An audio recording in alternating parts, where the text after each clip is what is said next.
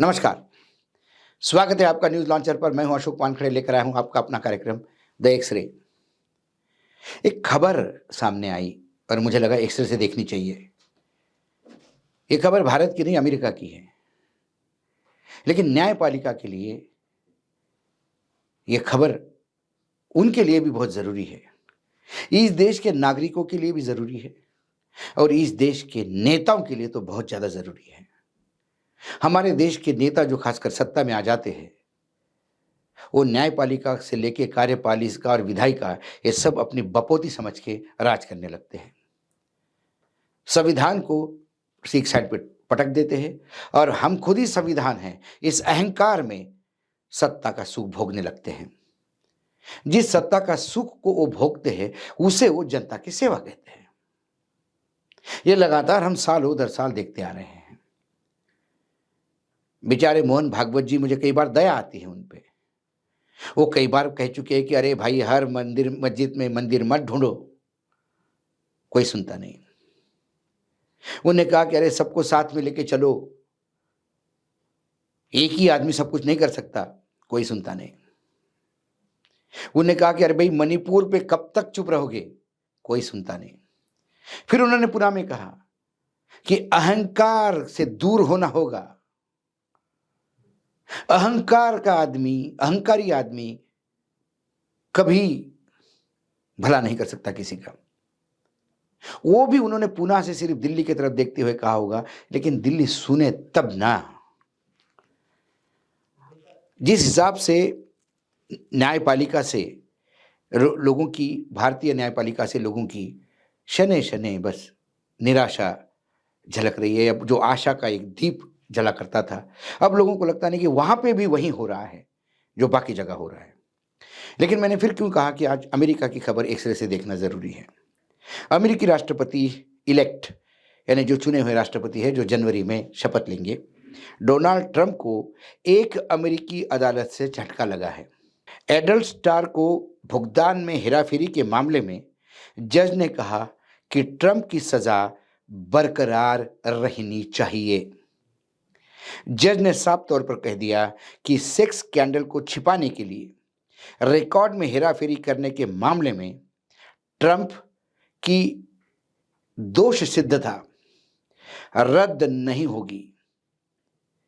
जो अपील गया था कि डोनाल्ड ट्रंप साहब को दोषी ठहराया गया है, इनको सजा होनी चाहिए होगी, तो ये दोषी नहीं माने जाए। उन्होंने कहा कि बिल्कुल जो उन्होंने किया है वो एक भयानक गुनाह है और उसके लिए सजा मिलनी चाहिए। उन्होंने ट्रंप के इस तर्क को खारिज कर दिया कि हाल ही में सुप्रीम कोर्ट के एक फैसले ने कन्विक्शन को निरस्त कर दिया है। ट्रंप के वकीलों ने तर्क दिया कि राष्ट्रपति पद के दौरान उन पर यह मामला लटके रहने से उनकी शासन करने की क्षमता बाधित होगी। भाई, अभी राष्ट्रपति है, 5 साल तक राष्ट्रपति रहेंगे और ये मामला उनके ऊपर लटका रहा तो वो कहीं ना कहीं खुले मन से काम नहीं कर पाएंगे। अब उन लोगों को कौन बताए हमारे यूपी जैसा काम करें। जैसे हमारे यूपी के महान मुख्यमंत्री योगी आदित्यनाथ मुख्यमंत्री बनने के बाद अपने खिलाफ तमाम मुकदमे रद्द कर दिए उन्होंने, मुख्यमंत्री होने के नाते। लेकिन ये भारत है, यही हो सकता है ये सब। अमेरिका में ऐसा नहीं होता। अमेरिका का राष्ट्रपति राष्ट्रपति जरूर है, लेकिन उसके अधिकार एक सामान्य इंसान के ही होते हैं। राष्ट्रपति की सुरक्षा अच्छी हो सकती है, राष्ट्रपति को देश के लिए निर्णय लेने का अधिकार है, लेकिन राष्ट्रपति अपने लिए निर्णय नहीं ले सकता। ये भारत में ही होता है। यहाँ मुख्यमंत्री अपने लिए निर्णय लेते हैं, प्रधानमंत्री अपने लिए निर्णय लेते हैं, सर्वोच्च न्यायालय के मुख्य न्यायाधीश भी अपने पर लगे हुए आरोप का खुद ही निराकरण करते हैं और खुद ही क्लीन चिट देते हैं। ये सिर्फ भारत में हो सकता है। इसलिए मैंने कहा कि ये खबर जनता के लिए, नेताओं के लिए और न्यायपालिका के लिए भी बहुत इंपॉर्टेंट है। पहले उन्हें 26 नवंबर को सजा सुनाई जानी थी, लेकिन 5 नवंबर को हुए चुनाव में ट्रंप द्वारा डेमोक्रेटिक उपराष्ट्रपति कमला हैरिस को हराने के बाद जस्टिस जॉन मर्चेंट ने इसे अनिश्चित काल के लिए टाल दिया। डोनाल्ड ट्रंप पर उनके यौन संबंधों को लेकर खबरों को दबाने के लिए व्यावसायिक रिकॉर्ड में हेराफेरी करने का आरोप लगाया गया था।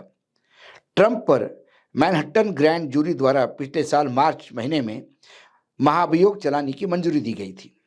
अमेरिकी इतिहास में ये एक आपराधिक आरोप का सामना करने वाले पहले पूर्व राष्ट्रपति हैं। ट्रंप पर आरोप एक भुगतान को लेकर है।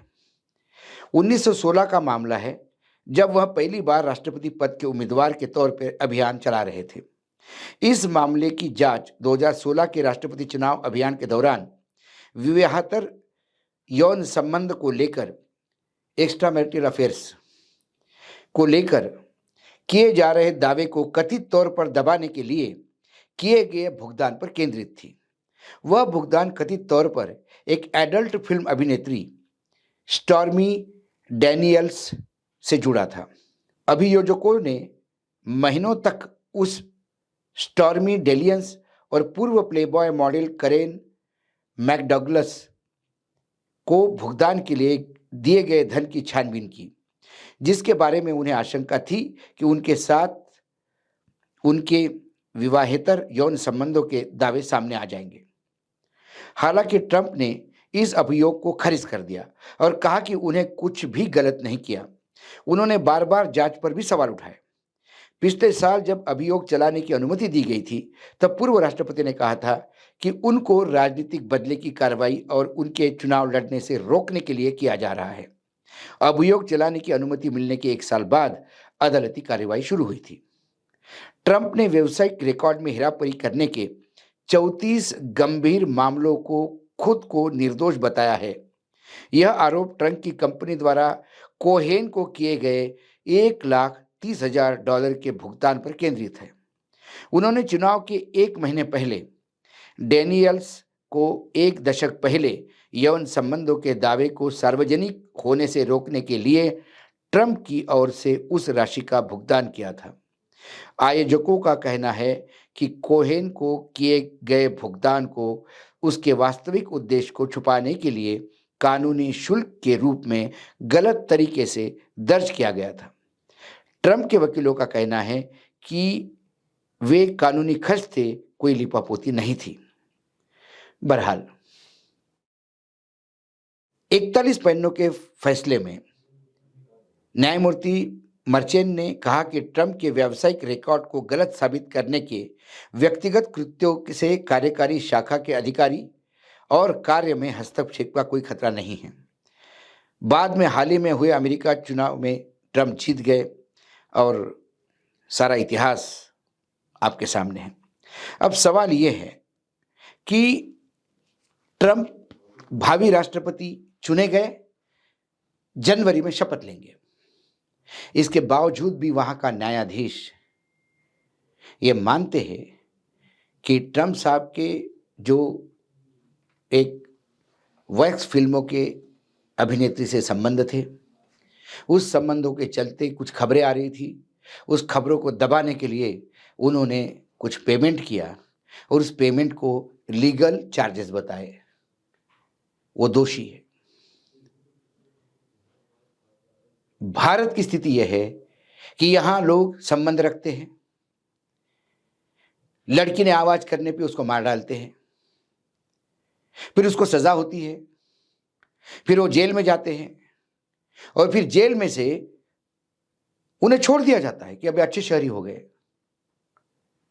यूपी का केस है त्रिपाठी जी का, क्योंकि चुनाव में सत्ता पक्ष को उसको जरूरत थी।